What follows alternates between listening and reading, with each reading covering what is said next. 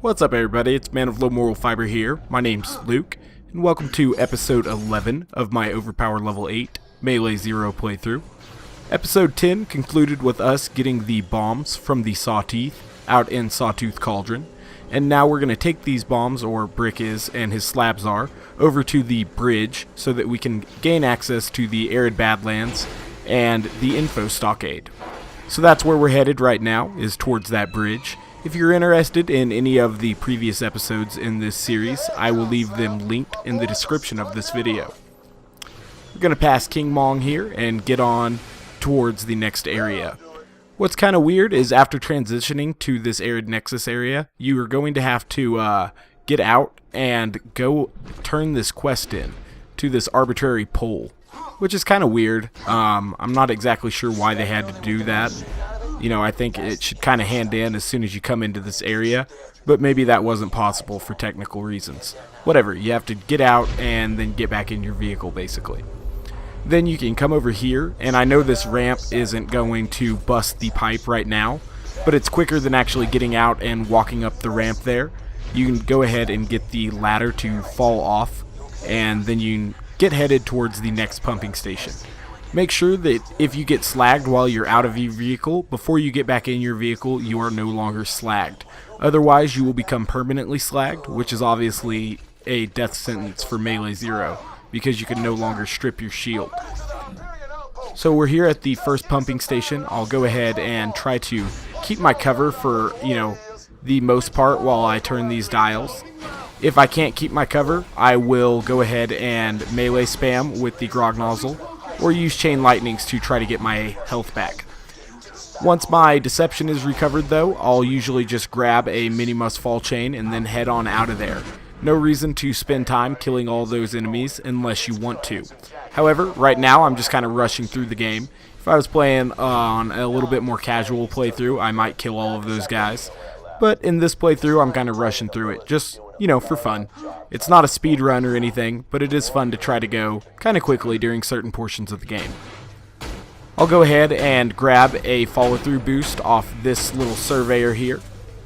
Kind of, useless, but speed me up just a little bit of the way while I go towards the second pumping station. There's going to be quite a few loaders who spawn in here, and if any badasses come, it can actually be rather precarious. Luckily, we got a pretty decent spawn here. Not too many ion loaders, no war loaders or badass loaders, so that works out pretty well. Going to have to fight my way out of here though, because, I am kind of cornered. To do that, I'll use my deception, gain a follow-through bonus with my kunai, and then kill one more guy on the way out. And the follow-through bonus, while boosted by the legendary Ninja Comm, usually gives you enough speed to actually outrun some bullet fire. Not all bullet fire, mind you, like war loaders and badass loaders will obviously catch you, and some sniper rifle enemies will as well. However, some enemies that have, for example, Jacob's assault rifles or shotguns or whatever, will definitely have a hard time keeping up with you. Now I need to get over to the third pumping station, so I'm just going to use this little ramp here to go ahead and cross the pipeline. You can use one of the ramps provided, or just one of the areas where you're actually able to drive under the pipeline as well. The third pumping station is way over here, but that's pretty good because it gives you kind of the correct angle to head towards the ramp so that you can go ahead and bust the pipeline after we've turned both of these, I don't know what they're called, valves, I guess? Yeah, turn these valves, or cranks. Anywho, we're going to head on over there now. I use the kunai to recover my health so that I will make sure I'm above health gate, and then I'm actually able to get to the car without anybody blowing it up, which is nice. We'll go ahead and drive through the, dead ultimate skaghead here, and then we'll jump the ramp. If you get it just right, like I do here, you're actually able to drive the car into the ramp, or into the pipe rather, and drive on up here. Sometimes it lets you out in front of the vehicle. I messed that up though, and I got out behind the vehicle, so I'll have to blow up the technical to continue. Once we blow up the technical though, we'll be heading on towards the next area. And once you get up this ladder here at the end of the pipeline, you don't have to kill any of these people. And, actually there will be quite a few spawns if you mess around with them over here. So I'd recommend just skipping these guys, unless you want to fight them. They're kind of fun to fight. There's also some little horns that you can pull in this area, which just summon a bunch of enemies, which I think is a nice little touch for a sort of underused map. Anywho, we'll be heading on towards the info stockade now. As you guys know, this used to be Firestone, and we're going to have to climb up the huge tower Jack built in order to gain access to the information, so that we can gain access to the location of the Warrior, and more importantly, Lilith. Don't have to kill too many of these loaders on the way back here. You don't have to kill anything, actually, to get up to the info. However, it's going to be a lot more difficult if you don't kill any enemies. It'll make it a lot more difficult to survive. Plus, we're getting close to Saturn here, who is really fun to kill. Obviously, Saturn is a lot weaker out here than Saturn 2.0 is in the Digistruct Peak area, especially since it overpowered level 8 to Saturn spawn. And this one Saturn's obviously going to be pretty easy to go ahead and kill with the corrosive pimpernel and boar. It'll help that we're pretty far below the platform that Saturn is going to be on. That'll actually give us a more extreme angle, for which it is actually easier to hit mega boar shots that way, as opposed to straight on, where you have to get a little bit luckier to get those. When you're at a really extreme angle, boar will be much easier to abuse like that. And as you can see, we took out Saturn, who's definitely one of the tougher bosses in the game, very, very easily there, which is nice. Now, on this road, there's going to be a large constructor that spawns. However, if you're able to move quick enough through this road, you actually won't have to deal with that constructor at all. Which is, a little bit faster and easier than having to deal with him on this kind of narrow and low cover area. I know that quite a few people sometimes have trouble with Saturn and this constructor.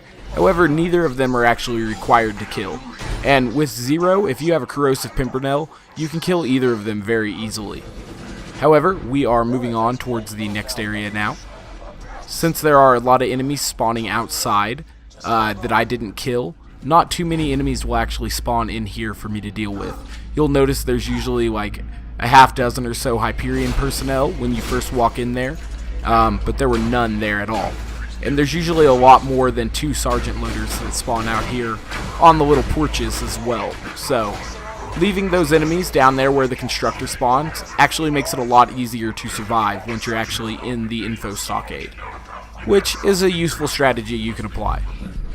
We'll go ahead and get a follow-through bonus from these little sergeant loaders now, and then we'll use that to go ahead and get headed towards the entrance to this map and the fast travel so we can get back to Sanctuary.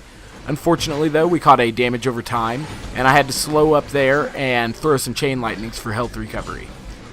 I did gain a follow-through bonus there, I guess from my chain lightning, which is pretty cool, and I was actually able to get a little bit away from this rabid skag, but I wanted to go back and kill him anyway. We'll be headed to Sanctuary now, and we'll have to go ahead and convince ready Claptrap to come help us.